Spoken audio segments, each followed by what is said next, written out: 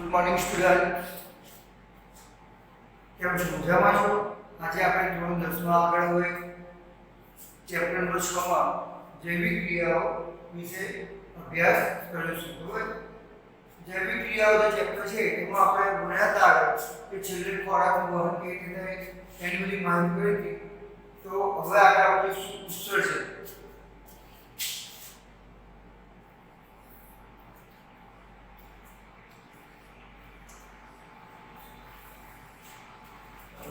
ઉત્સર્જન એટલે શું? કે જે આપણા શરીરની અંદર જૈવિક પ્રક્રિયાઓ એટલે કે ચયાપચયક્રિયામાંથી જે નકામા પોષક દ્રવ્યો હોય એનો બહાર નિકાલ થવો જરૂરી છે. આપણે જે ખોરાક ખાઈએ છીએ, સજીવો, દરેક સજીવો જે ખોરાક ગ્રહણ કરે છે એ ખોરાકમાંથી ચયાપચયક્રિયા દ્વારા નકામા પોષક દ્રવ્યો જે છે એનો નિકાલ થવો જરૂરી છે. આ હાનિકારક ચયાપચય ઉત્સર્ગ કે પદાર્થો કે દ્રવ્યોનો નિકાલ કરવાની જે પ્રક્રિયા છે તેને જૈવિક પ્રક્રિયા તરીકે ઓળખવામાં આવે છે. એટલે આપણે ઉત્સર્જનની વ્યાખ્યા જોઈએ તો હાનિકારક ચયાપચય ઉત્સર્ગ દ્રવ્યોનો નિકાલ કરવાની ક્રિયાને ઉત્સર્જન કહેવામાં આવે છે. એટલે આપણે વ્યાખ્યા લખીએ કે ચયાપચય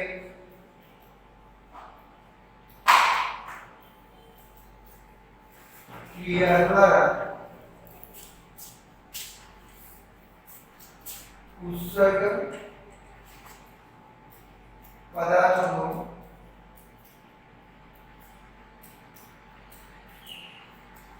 નિકાલ કરવાની ક્રિયાને ઉત્સર્જન કહે છે.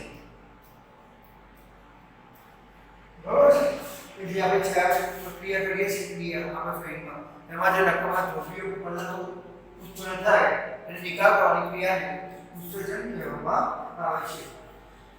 વિવિધ પ્રાણીઓ માટે વિવિધ પ્રકારો હોય છે. જેમ કે એક કોષીય પ્રાણીઓ હોય સજીવો, તો એક કોષીય સજીવો જે છે એ એની શરીરની સપાટીથી ઉત્સર્ગ દ્રવ્યનો નિકાલ કરે છે. રાઈટ? એટલે એક દ્રવ્ય કરે છે.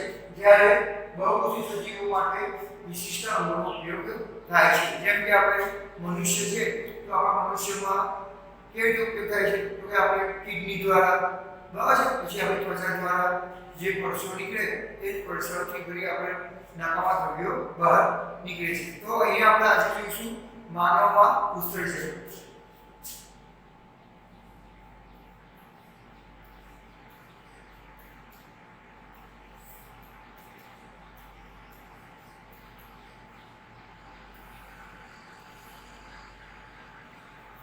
जो यहाँ पे उत्सर्जन की व्याख्या की कि चयापचय क्रियाओं द्वारा उत्सर्ग पदार्थों निकाल करने क्रिया ने उत्सर्जन કહેવામાં આવે છે. હવે અહીંયા આપણે ચયાપચય ક્રિયા કરીએ છીએ તો આપણે જોઈએ તો મનુષ્યમાં ઉત્સર્જનની પ્રક્રિયા થાય એટલે નકામા નાઇટ્રોજન યુક્ત પદાર્થો છે એ નાઇટ્રોજન યુક્ત પદાર્થો યુરિયા, બરાબર છે, જે યુરિયા આપણે કિડની દ્વારા એટલે કે મૂત્રપિંડ દ્વારા એનું ફિલ્ટ્રેશન થાય છે. નકામા દ્રવ્યો પછી આપણે બહાર મુક્ત થાય છે.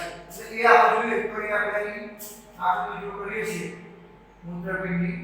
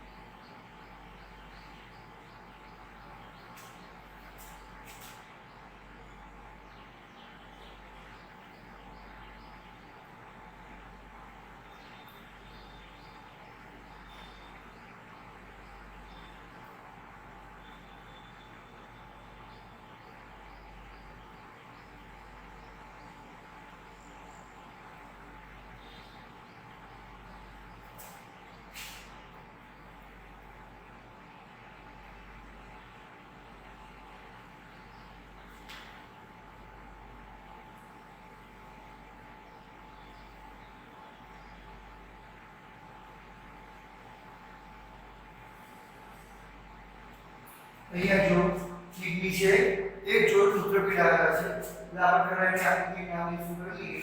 બરાબર છે.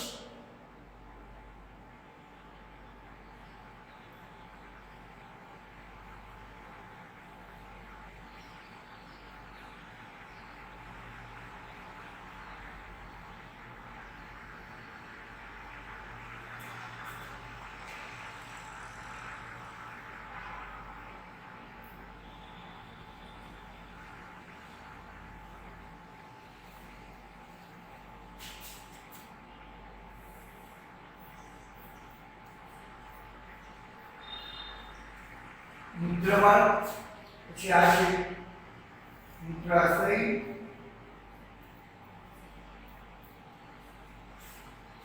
પછી અહીંયા જે છે આ છે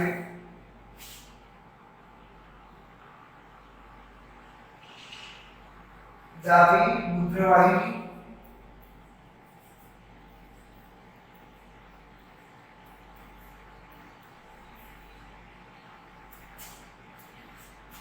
આ જે છે મહાશિરા,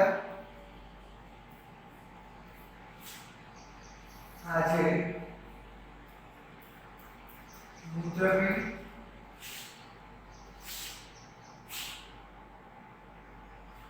આ જે છે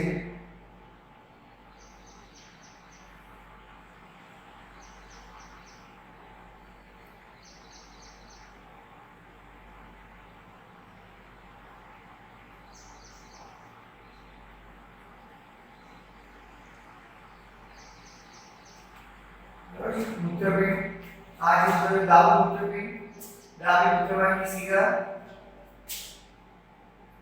એ જ રીતે અહીંયા જમણું મૂત્રપિંડ, આ મહાશિરા, આ મૂત્રવાહિની. બરાબર છે. આપણે આકૃતિ જોઈએ તો અહીંયા માનવ અવશોષણ તંત્રમાં એક જોડ મૂત્રપિંડ આવેલા છે, પછી એક જોડ મૂત્રવાહિની, અને જો આ ડાબી બાજુ મૂત્રવાહિની છે, એવી જમણી બાજુ પણ મૂત્રવાહિની જોવા મળે છે.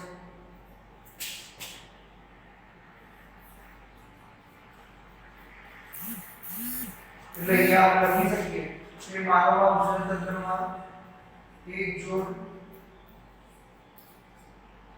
મૂત્રપિંડ આવેલા હોય, પછી એક જોડ મૂત્રવાહિની આવેલી હોય. બરાબર છે. પછી મહાશિરા આવેલી હોય,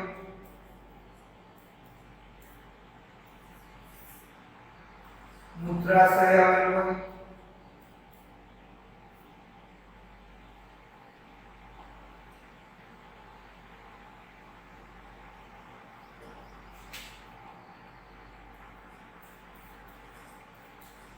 જી મૂત્રમાર્ગ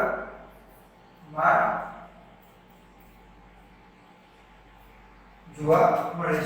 એટલે અહીંયા માનવ ઉત્સર્જન, એટલે આપણા માનવની શરીરની અંદર જે આપણે ખબર છે કે આપણે જે ખોરાક લઈએ છીએ એ ખોરાકની અંદર જેટલા પણ તત્વો જે ઉત્પન્ન થાય, અંતઃસ્રાવ, આ એકંદર દ્રવ્યો, બધા પોષક તત્વો, એ બધા ક્યાં પડે છે? રુધિરમાં પડે છે. રુધિરનું સમગ્ર શરીરમાં વહન પામે છે. આપણે આગળ ચર્ચા કરી હતી કે હૃદય દ્વારા શુદ્ધ રુધિરનું સમગ્ર શરીરના અંગો સુધી વહન પામે છે. એટલે અહીંયા જે રુધિર છે એના દ્વારા રુધિરનું મૂત્રપિંડમાં જાય, મૂત્રપિંડમાં એમ કરી ફિલ્ટ્રેશન પ્રક્રિયા થાય છે. બરાબર છે. મૂત્રપિંડનું સ્થાન ક્યાં છે? તો ઉદરમાં. આપણું શરીર જે છે એ મુખ્ય બે ભાગમાં બને છે. જે છાતીનો જે ઉપરનો ભાગ છે એને આપણે ઉદર પ્રદેશ તરીકે ઓળખવામાં આવે છે, જે નીચેનો ભાગ છે એને ઉદર પ્રદેશ તરીકે ઓળખવામાં આવે છે. એટલે મૂત્રપિંડ છે એ ઉદર પ્રદેશમાં આવેલા હોય છે. ક્યાં? તો કરોડસ્તંભની કસરવાની બંને પશ્વ બાજુ ખુલે છે. જે મૂત્રપિંડ છે એ કરોડસ્તંભની પશ્વ બાજુએ બંને મૂત્રપિંડો ખુલે છે. રાઈટ? મૂત્રપિંડમાં નિર્માણ થયેલું મૂત્રવાહિની થઈ અને મૂત્રાશયમાં જાય છે. એટલે આ જે મૂત્રપિંડમાં જે મૂત્ર જે નિર્માણ પામે છે, રુધિરકેશિકાનું જે રુધિરનું ફિલ્ટ્રેશન થાય છે, એ પછી જે નકાઓ પશુ છે એ ક્યાં આવે છે? મૂત્રવાહિની દ્વારા મૂત્રાશયની અંદર એકઠું થાય છે. પછી એ મૂત્રમાર્ગ દ્વારા આપણે એને બહાર પ્રાણી સજીવ તૈયાર કરે છે કોશિકાઓ બરાબર છે એટલે અહીંયા એનું સ્થાન જોઈએ તો ઉદરની કવળસ્થળના બંને પાર્શ્વ ભાગે આવેલું હોય છે એ જો મૂત્રપિંડો છે એમાં જે રુધિરકેશિકા મૂત્રપિંડમાં જાય એટલે એ રુધિરનું ફિલ્ટરેશન થઈ અને જે મૂત્ર છે એ મૂત્રવાહિની દ્વારા મૂત્રાશયમાં એકઠું થાય છે આ મૂત્રાશયમાંથી પછી મૂત્રમાર્ગ દ્વારા બહાર ત્યાગ કરવામાં આવે છે બરાબર છે મૂત્ર કેવી રીતે નિર્માણ પામે છે હવે જે મૂત્ર છે એનું કેવી રીતે નિર્માણ પામે છે એ કયા મૂત્રમાર્ગ એટલે જે રુધિર છે એ રુધિરનું વહન થાય આપણા શરીરની અંદર ધમની દ્વારા શુદ્ધ રુધિર પોષક તત્વો અન્ય તત્વોનું પણ વહન તેની સાથે થાય છે એટલે જે નકામા દ્રવ્યો છે એનું શું છે ફિલ્ટરેશન ગાળણ પદ્ધતિ એ ગાળણ પદ્ધતિ માટે મૂત્રપિંડ આવેલા હોય છે રુધિરનું શુદ્ધિકરણ એટલે અહીંયા જે આ છે એની અંદર બાહુપેટની કોથળી નામની રચના આવેલી હોય છે જે બાહુપેટની કોથળીની રચના છે એની અંદર રુધિરકેશિકાઓ આવે છે એ રુધિરકેશિકાઓમાંથી ફિલ્ટરેશન થઈ ગાળણ પ્રક્રિયા થાય એમાં પાણીનું શોષણ થાય અને નકામા દ્રવ્યો છે એ પણ એની સાથે શોષણ પામે છે એટલે અહીંયા મૂત્રપિંડમાં રુધિરનું ફિલ્ટરેશન થાય જે નકામા દ્રવ્યો છે પાણી એ બધા પછી આમાંથી મૂત્રવાહિની દ્વારા વહન પામે અને મૂત્રાશયમાં આવે છે એટલે આ રીતે મૂત્રનું નિર્માણ થાય છે જો બીજું પણ એ પણ ખબર છે કે આપણા રુધિરનું ફિલ્ટરેશન છે એ ક્યાં આગળ થાય છે તો ફેફસામાં એ પણ આપણે હૃદયની ચર્ચા કરી હતી કે આપણા શરીરની અંદર બેવડું વહન થાય છે રુધિરનું રાઈટ કે ધમની દ્વારા શુદ્ધ રુધિર વહન પામે છે જ્યારે શિરાઓ દ્વારા અશુદ્ધ રુધિર વહન પામે છે એ પણ આપણે કાલે ચર્ચા કરી હતી નલિકાઓ શું ત્રાકણો એમાં પણ આપણે જોયું હતું કે જે શિરાઓ છે એમાં અશુદ્ધ રુધિર હોય એટલે શું છે CO2 નું પ્રમાણ વધારે હોય છે એટલે જ્યારે રુધિર શરીરના દરેક અંગો પાસે પસાર થતું હોય તે દરમિયાન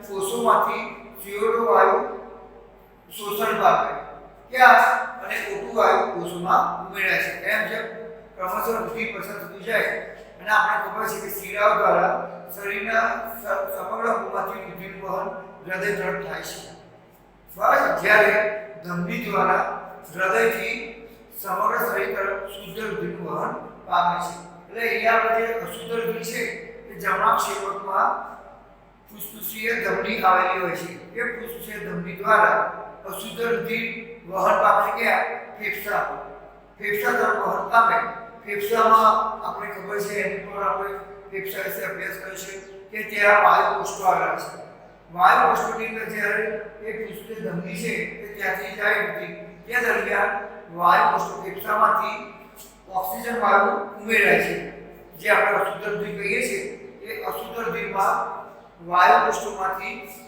ઓક્સિજન વાયુ ઉમેરાય અને CO2 વાયુનું શોષણ થાય છે એટલે આ રીતે શુદ્ધ રુધિર થાય ફરી ફેફસામાંથી એ રુધિર આગળ વધે ત્યારે એ આગળ જે વધે શુદ્ધ રુધિર એમાં ઓક્સિજન ઉમેરે છે એટલે એ રુધિર ફુસ્ફુસીય શિરા દ્વારા ડાબા કણકમાં ખુલે છે ફુસ્ફુસીય શિરા દ્વારા ડાબા કણકમાં જેને આપણે શુદ્ધ રુધિર તરીકે ઓળખવામાં આવે છે રાઈટ એટલે આપણે કહીએ કે નકામા પોષક દ્રવ્યો જેવા કે યુરિયા હવે નકામા પોષક દ્રવ્યો કયા છે આપણે પહેલા ચર્ચા કરી કે પોષક દ્રવ્યોમાં નાઇટ્રોજન યુક્ત નકામા પદાર્થો નાઇટ્રોજન યુક્ત નકામા પદાર્થો તો પહેલું આવશે યુરિયા બરાબર જો યુરિયા જે છે એનું અહીંયા કિડની દ્વારા ફિલ્ટરેશન થાય નકામા દ્રવ્ય છે એનું યુરિયા દ્વારા આપણા શરીરમાંથી પછી યુરિક એસિડ યુરિયા કે યુરિક એસિડ આ દ્રવ્યનું ફિલ્ટરેશન થાય છે નકામા દ્રવ્યનું મૂત્રપિંડમાંથી રુધિરથી અલગ કરવામાં આવે છે આ નકામા દ્રવ્ય જે છે આપણે હવે ચર્ચા કરી એ વસ્તુ અહીંયા એક મૂત્રપિંડ દ્વારા આ યુરિયા કે યુરિક એસિડ એને અલગ કરવામાં આવે છે રુધિરમાંથી મૂત્રપિંડમાં પાયાનું ગાળા માટેની પદ્ધતિ મેં કીધું એટલે જો આપણે તમને સમજ માટે દોરવામાં આવે છે કે મૂત્રપિંડ છે એમાં આ રીતે સ્ટ્રક્ચર દોરેલું હોય છે આ રીતે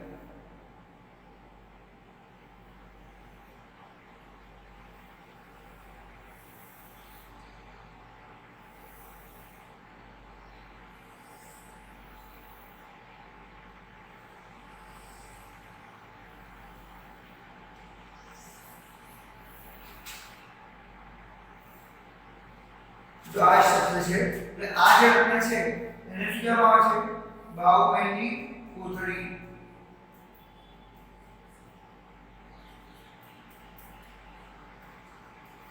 બાહુબંધની કોથળી છે એમની અંદર અહીંયા અંદરની સ્થળ આવેલો છે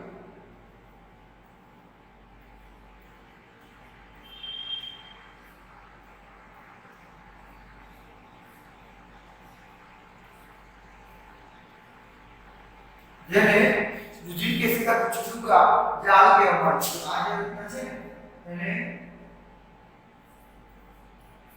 રુધિર કેશિકા નું જાળ એટલે અહીંયા જો આ જે મૂત્રપિંડ છે એની અંદર આવી રચના આવેલી છે જ્યાં મૂત્રપિંડમાં જે રુધિર કેશિકા દ્વારા જે અશુદ્ધ રુધિર આવે છે નાઇટ્રોજન ટકાવા પદાર્થો યુરિયા કે યુરિક એસિડ જેવા એનો અહીંયા રુધિરનું શું છે ગાળા પ્રક્રિયા થાય છે એટલે અહીંયાથી આ રીતે ગાળા થાય અહીંયા બે નલિકાઓ આવેલી હોય છે આ રીતે એક શિરા છે અને એકમાં એ પાણી છે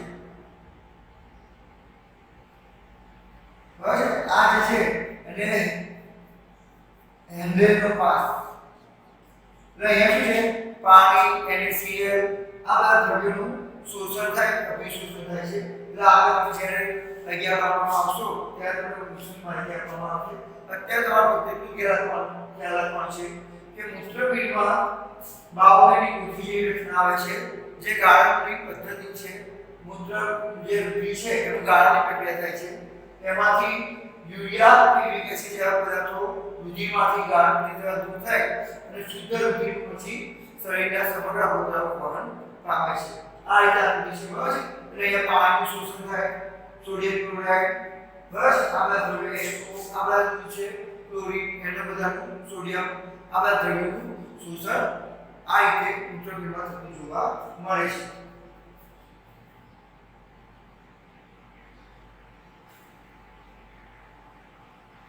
પ્રત્યેક મૂત્રપિંડમાં આવા અનેક એકમો આવેલા હોય છે હવે તમે યાદ રાખજો કે આપણી પાસે મનુષ્ય છે એમાં એક જ મૂત્રપિંડ આવેલા છે તો જો અહીંયા આપણે ધ્યાન આપજો દરેક સ્ટુડન્ટ્સ કે જમણી બાજુનું મૂત્રપિંડ છે એ સેજ નીચે બાજુ છે ડાબી બાજુનું મૂત્રપિંડ સેજ ઉપરની બાજુ હોય છે જમણી બાજુનું મૂત્રપિંડ છે એ સેજ નીચે બાજુ તરફ જોવા મળે છે અને ડાબી બાજુનું મૂત્રપિંડ સેજ ઉપર તરફ જોવા મળે છે આ મૂત્રપિંડની ઉપરની બાજુએ એડ્રીનાલિન ગ્રંથિ આવેલી હોય છે એડ્રીનાલિન ગ્રંથિ આવેલી હોય છે જે હોર્મોન ઉત્પન્ન કરે છે રાઈટ આ જે નજીકમાં નીકળતું હોય છે હવે જો પ્રારંભિક ગાળામાં કેટલાક પદાર્થો કેવા પદાર્થો તો કે ગ્લુકોઝ એમિનો એસિડ અને ક્ષાર વધુ માત્રામાં પાણી હોય છે એટલે જો શરૂઆતમાં જ્યારે ગાળા પ્રક્રિયા થાય આ રીતે બાહુબંધની કોથળીમાં ત્યારે શું છે ગ્લુકોઝ છે એમિનો એસિડ છે ક્ષાર છે અને સૌથી વધુ પ્રમાણમાં પાણીનું ગાળા પ્રક્રિયા થતી હોય છે આ પદાર્થોનું પસંદગીશીલ પુનઃશોષક પણ કહેવાય છે એટલે જો અહીંયા આ કયો પદાર્થ પછી પાછું ધીમે ધીમે ઉપર જાય ફરી પાછું અહીંયા H2O શોષણ પામે પાણી ફરી પાછું H2O શોષણ પામે અહીંયા ફરી પાછું H2O શોષણ પામે બરાબર આ રીતે ધીમે ધીમે પાણી શોષણ થાય પછી જે પાણી છે મૂત્ર એ આપણે અહીંયા આ નલિકા દ્વારા મૂત્રવાહિની દ્વારા મૂત્રાશયમાં આવે મૂત્રાશયમાંથી મૂત્રમાર્ગ દ્વારા એ મૂત્ર થાય છે આ જાતની રચના જોવા મળે છે માનવમાં ઉત્સર્જન હવે આગળ જોઈએ આપણે કે પ્રત્યેક મૂત્રપિંડ નિર્માણ પામવાનું મૂત્ર એક લાંબી નલિકા એટલે જો આ જે છે આ લાંબી નલિકા છે જે મૂત્ર નિર્માણ માટે છે એને આપણે મૂત્રવાહિની તરીકે ઓળખવામાં આવે છે એ એક જોડ છે જેવું જમણું મૂત્રપિંડ છે એમાં એક મૂત્રવાહિની આવે છે લાંબી નલિકા, એવી જ ડાબા મૂત્રપિંડમાં પણ એક લાંબી નલિકા આવે છે જેને આપણે મૂત્રવાહિની તરીકે ઓળખવામાં આવે છે. આ મૂત્રવાહિની છે એ આ જો પાસ જેવી રચના છે એની અંદર ખુલે છે જેને આપણે મૂત્રાશય તરીકે ઓળખવામાં આવે છે. આ મૂત્રાશયની અંદર મૂત્ર એકઠું થાય અને અમુક સમયે દબાણ અનુભવે ત્યારબાદ મૂત્રમાર્ગ દ્વારા મૂત્રનો ત્યાગ કરવામાં આવે છે. આ ક્રિયા ચેતાતંત્ર દ્વારા નિયંત્રણ થાય છે. ચેતા દ્વારા જો આપણે જે ક્રિયા કરીએ છીએ મૂત્ર ત્યાગ એ શું છે કે જ્યારે મૂત્રાશય પર ચેતા પેશી છે ચેતાઓ દ્વારા એને આપણે સંદેશો આવે કે મૂત્રાશયની અંદર મૂત્ર છે એ એકઠું થયું છે એટલે શું છે કે આપણું દબાણ અનુભવે એ દબાણ અનુભવે એટલે ચેતાક્રિયા દ્વારા થતી પ્રક્રિયા છે. બસ ચેતાક્રિયા દ્વારા થતી પ્રક્રિયા જોવા મળે છે. મૂત્ર ત્યાગની ક્રિયા કરી શકે છે. એટલે આ થયું માનવ ઉત્સર્જન. માનવ ઉત્સર્જનમાં આપણે જોઈએ પ્રમાણે કે ઉત્સર્જન કોને કહેવાય? ચાર ક્રિયા દ્વારા ઉત્સર્ગ પદાર્થોની નિકાલવાની ક્રિયાને ઉત્સર્જન તરીકે ઓળખવામાં આવે છે. માનવમાં ઉત્સર્જન જોઈએ તો ઉદર પ્રદેશમાં પડોશની બંને પાર્શ્વ બાજુએ એક જોડ મૂત્રપિંડ આવેલા હોય છે. એક જોડ મૂત્રવાહિની આવેલા છે, મૂત્રાશય આવેલો હોય છે, મૂત્રમાર્ગ જોવા મળે છે, અગ્રમાશય પણ આવેલી હોય છે. અને આ પ્રમાણે એની જોવા મળે નાઇટ્રોજન નકામા પદાર્થોનું ગાળણ થાય યુરિયા કે યુરિક એસિડ. આ ઉપરાંત ગ્લુકોઝ, એમિનો એસિડ, ક્ષાર અને પાણીનું પુનઃશોષણ અને પુનઃશોષણની પ્રક્રિયા થતી જોવા મળે છે. આ પ્રક્રિયા મૂત્રપિંડમાં આવા ઘણા બધા ઉત્સર્જકોમાં આવેલા હોય છે જેને આપણે આ જે છે કપાકરની રચના અને બાહુમેની કૃતિ તરીકે ઓળખવામાં આવે છે. જેની અંદર રુધિર કેશિકા પૂંછનું જાળું આવે છે જેની અંદર નકામા દ્રવ્યો અને પાણી છે એનું ગાળણની પ્રક્રિયા થાય ફિલ્ટ્રેશન. એને આપણે મૂત્રાશય મૂત્રવાહિની દ્વારા આપણે મૂત્રાશયમાં અને મૂત્રાશયમાં ચેતાક્રિયા નિયંત્રણ થાય છે એટલે એના દ્વારા આપણે મૂત્ર ત્યાગ કરીએ છીએ. એટલે આ પ્રમાણે સ્ટુડન્ટ્સ આ જોયું આપણે કે ઉત્સર્જન કોને કહેવાય? માનવ ઉત્સર્જન એટલે શું? ઓકે, હવે આપણે જોઈશું વનસ્પતિમાં ઉત્સર્જન. જો માનવ એક પ્રાણી છે એ પણ સજીવ છે એવી જ રીતે વનસ્પતિ પણ એક સજીવ છે તો એની અંદર પણ ઉત્સર્જનની પ્રક્રિયા થતી જોવા મળે છે. હવે આપણે ખબર છે કે આપણા શરીરની અંદર 1 કરતા વધારે તંત્રો આવેલા હોય છે. બસ આપણા માટે ઉત્સર્જન માટે શું છે કે મૂત્રપિંડ આવેલા છે, મૂત્રવાહિની છે, પછી મૂત્રાશય છે, મૂત્રવાહિની. જ્યારે વનસ્પતિની આખું રચના અલગ છે. એની અંદર આનું સ્ટ્રક્ચર આ કેમ કે વનસ્પતિમાં આપણા જેવી તંત્રો આવેલા હોતા નથી. એની અંદર જોઈએ આપણે વનસ્પતિમાં વહન જોયું હતું પાણીનું વહન, ખોરાકનું વહન. તો એમાં મુખ્યત્વે જોઈએ તો મુખ્યત્વે આપણે કહ્યું કે ભાઈ નલિકાઓ દ્વારા વહન પામે છે એટલે કે જલવાહક પેશી દ્વારા પાણી ખનિજ દ્રવ્યનું વહન પામે જ્યારે અન્નવાહક પેશી દ્વારા ખોરાકનું વહન પામે છે. હવે એની અંદર ઉત્સર્જન કેવી રીતે થાય કે જ્યારે વનસ્પતિમાં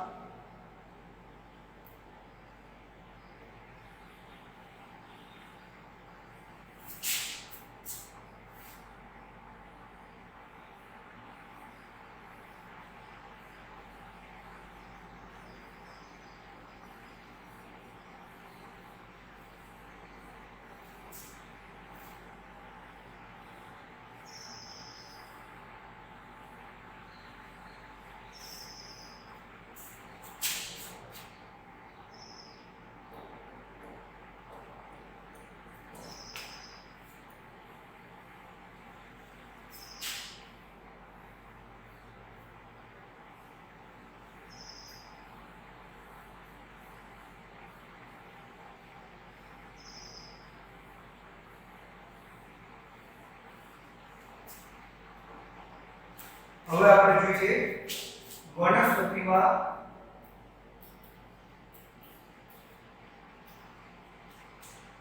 ઉત્સર્જન.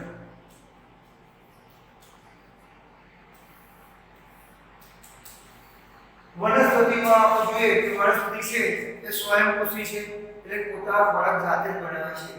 હવે તમને એ પણ ખબર છે સ્ટુડન્ટ્સ કે વનસ્પતિ ખોરાક કેવી રીતે બનાવે છે.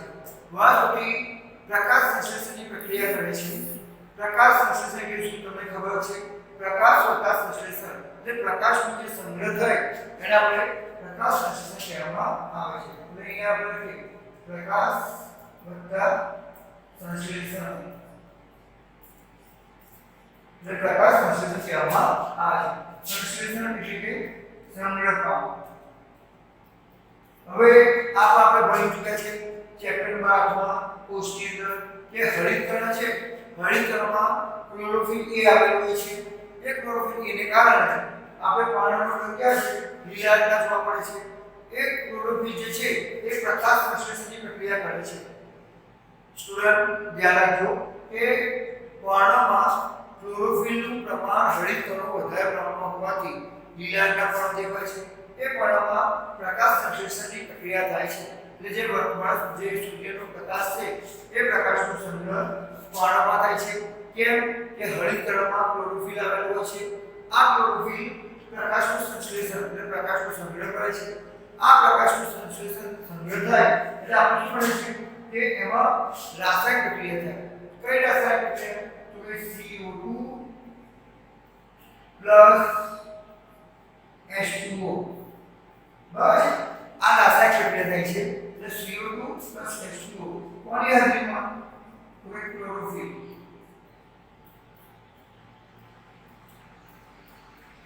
બસ શું થાય છે કે પ્રકાશ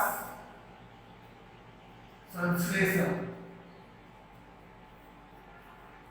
બસ બાળકો કે જો પ્રકાશ સંશ્લેષણ એટલે કે CO2 અને H2O જે છે એ પ્રકાશનો સંગ્રહ એનો ઉપયોગ કરીને CO2 H2O પ્લસ શું બને છે? H2CO3 carbonic acid. આ મુખ્ય લિપિડ છે. આ મુખ્ય લિપિડ છે. હવે આપણે જોઈશું એની અંદર કે ઓક્સિજન અને કાર્બન ડાયોક્સાઇડ સાથે વનસ્પતિ કેવો વ્યવહાર કરે છે. એટલે આપણને ખબર છે કે વનસ્પતિ જે છે એ શું કરે છે? દિવસ દરમિયાન પ્રકાશ સંશ્લેષણની પ્રક્રિયા થાય એટલે CO2 વાયુ ગ્રહણ કરે છે અને ઓક્સિજન વાયુ મુક્ત કરે છે. બરાબર છે? એટલે એ જે કરે છે. હવે તે સિવાય પાણીની પણ બાષ્પસર્જન દ્વારા પાણી ગુમાવે છે. વનસ્પતિ જે છે એ બાષ્પસર્જન દ્વારા પાણી ગુમાવે છે. હવે એમાં આપણે ચર્ચા કરી હતી આગલા લેક્ચરમાં કે પાણી કેવી રીતે ગુમાવે છે. કે ભૂ દ્વારા જમીનમાંથી જે પાણીનું શોષણ થાય એ અગ્નિ ચાપ હોય છે. એટલે જે વધારે પાણીનો જથ્થો છે એ પાણીમાં વાયુમંડળ આપણે જે આ ચેપ્ટરની અંદર આગળ ચર્ચા કરી ચૂક્યા છે કે વાયુમંડળ આવેલા છે જેના દ્વારા બાષ્પસર્જનની ક્રિયા થાય અને પાણી મુક્ત થાય છે. બરાબર છે? એટલે વનસ્પતિમાં ઘણી બધી મૃત કોષોની બનેલી હોય છે. હવે જો મૃત કોષો કોને કહેવાય? કે જે કોષોમાં જીવરસ ગુમાવી દે કોષો છે એ જીવરસ ગુમાવી દે અને આપણે મૃત કોષો તરીકે ઓળખવામાં આવે છે. એટલે આપણે તમે આગળ 10માં અભ્યાસ કરી ચૂક્યા છો કે વનસ્પતિઓમાં સરળ પેશી અને જટિલ પેશી જેવી રચના જોવા મળે છે. સરળ પેશીમાં કોષો જોઈએ તો મૂલક પેશી, સ્થૂળકોણક પેશી અને જળતક પેશી. અને જટિલ પેશીમાં જોઈએ તો જલવાહક પેશી અને અનવાહક પેશી. રાઈટ? એટલે અમુક પેશીઓ એવી છે તો આપણે જે સરળ પેશીમાં જોયું કે એની અંદર કઈ પેશી આવે છે? તો સરળ પેશીમાં મૃદુતક પેશી છે એ જીવંત પેશી હોય છે. સ્થૂળકોણક પેશી છે એ પણ અમુક સમય સુધી જીવંત પેશી જોવા મળે છે. જ્યારે જળતક કોષો છે જળતક પેશી એ મૃત પેશી તરીકે ઓળખવામાં આવે છે. કેમ કે એની અંદર જે કોષરસ રહેલો છે એ કોષરસ મૃત પાસે નિષ્ક્રિય થઈ જાય છે. એટલે કોષો દરેક કોષો એકબીજા સાથે જોડાઈને મૃત પેશીની રચના કરે છે. ઘણી બધી વનસ્પતિઓ ઉત્સર્ગ દ્રવ્યોનો કોષીય રસધાનીમાં સંગ્રહ કરે છે. એટલે વનસ્પતિમાં રસધાની જો વનસ્પતિમાં આપણે આગળ ભણી ચૂક્યા છો ચેપ્ટર આપણે 8માં કે રસધાનીઓ છે એ વનસ્પતિમાં મોટું વધારે કરતું હોય છે. કોષના કોષમાં જે છે કે આ રસધાનીઓ વધારે પ્રમાણમાં જગ્યા રોકે છે. વનસ્પતિઓમાં રસધાનીઓ ઉત્સર્ગ દ્રવ્યનો સંગ્રહ કરે છે. જે રસધાની જે છે એ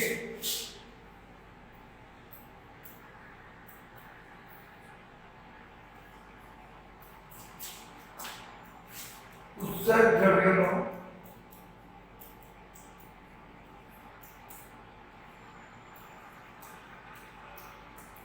સંગ્રહ કરે છે.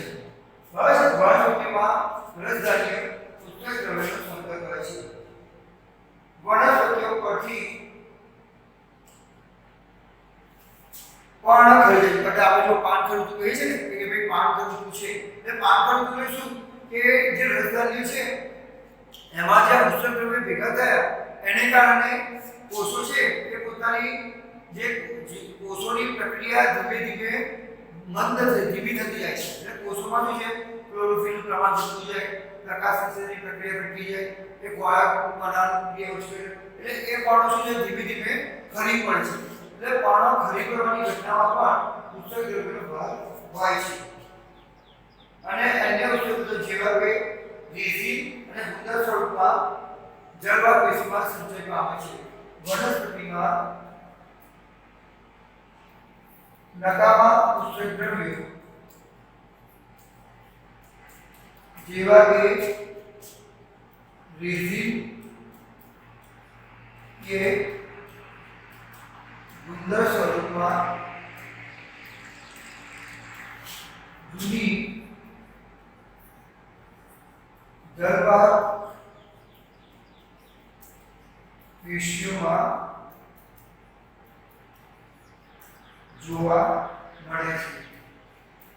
તો સ્ટુડન્ટ તમે જોયું હશે કે બાવળ છે, લીમડો છે એની જ્યારે તમે આપણે જે થડ કહીએ છીએ અથવા એની જે દાઢી હોય એ દાઢી પર તમે જોજો અમુક સમયે એની પર રેઝિન એટલે ચિકાસયુક્ત અને ગુંદર બસ જે ચીકણો ગુંદર હોય છે એ ગુંદર જેવી રચનાઓ સ્વરૂપમાં જોવા મળે છે ઉત્સર્ગ દ્રવ્ય જે ક્યાં જોવા મળે તો જુદી જળવાત પેશીઓમાં જોવા મળે છે. આ એટલે ઉત્સર્જનની પ્રક્રિયા જોવા મળે છે. બસ એટલે આ છે વનસ્પતિમાં ઉત્સર્જન. તો આ પ્રમાણે આપણે આ ચેપ્ટરમાં જોયું. તો શરૂઆતથી આપણે વાત કરીએ આ ચેપ્ટરમાં આપણે શરૂઆત કરી હતી કે ભાઈ પહેલા પણ શું થાય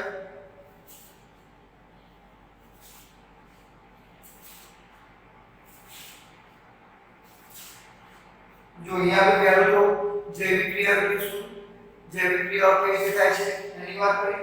પછી પોષણ એટલે શું, પોષણ પછી આપણે ભણી ગયા એ સજીવો તેમનું પોષણ કેવી રીતે કરે છે બસ મેળવે છે. પછી મનુષ્યમાં પોષણ કેવી રીતે થાય એટલે પાછળ આપણે ચર્ચા કરી હતી. પછી શ્વસન એટલે શું, વનસ્પતિમાં અને પ્રાણીમાં શ્વસનની પ્રક્રિયા કેવી રીતે થાય એના વિશે ચર્ચા કરી હતી. પછી આપણે જોયું કે વહન બસ કે વહન કેવી રીતે થાય છે એટલે હૃદય દ્વારા રુધિરનું વહન કેવી રીતે પામે છે. પછી ફેફસામાં ઓક્સિજનમાં રુધિર કેવી રીતે પ્રવેશ ઓક્સિજન રુધિરમાં કેવી રીતે પ્રવેશ પામે છે. પછી નલિકાઓ, ત્રાકકણો, લસિકા આ જે આપણે કાલે ચર્ચા કરી હતી એ બધા મુદ્દાઓ બસ. પછી આપણે જોયું હતું કે વનસ્પતિમાં વહન કેવી રીતે થાય, પાણીનું વહન કેવી રીતે થાય બસ. પછી ખોરાક અને અન્ય પદાર્થો કેવી રીતે સ્થળાંતર થાય. અને આજે આપણે ઉત્સર્જન એટલે શું તો ઉત્સર્જન એટલે શું એની વ્યાખ્યા જોઈ કે ચાર પ્રક્રિયા દ્વારા નકામા ઉત્સર્ગ પદાર્થોનો નિકાલ થવાની ક્રિયા જે જૈવિક ક્રિયા છે એને આપણે ઉત્સર્જન તરીકે ઓળખવામાં આવે છે. પહેલા આપણે માનવ ઉત્સર્જન જોયું કે માનવમાં ઉત્સર્જન છે એ કેવી રીતે થાય છે. પછી આપણે વનસ્પતિમાં ઉત્સર્જન જોયું કે આ પ્રમાણે આપણે ચેપ્ટર 6 આજે અહીંયા પૂર્ણ થાય છે. હવે કોઈ પણ ડાઉટ હોય તો તમે જણાવવા વિનંતી.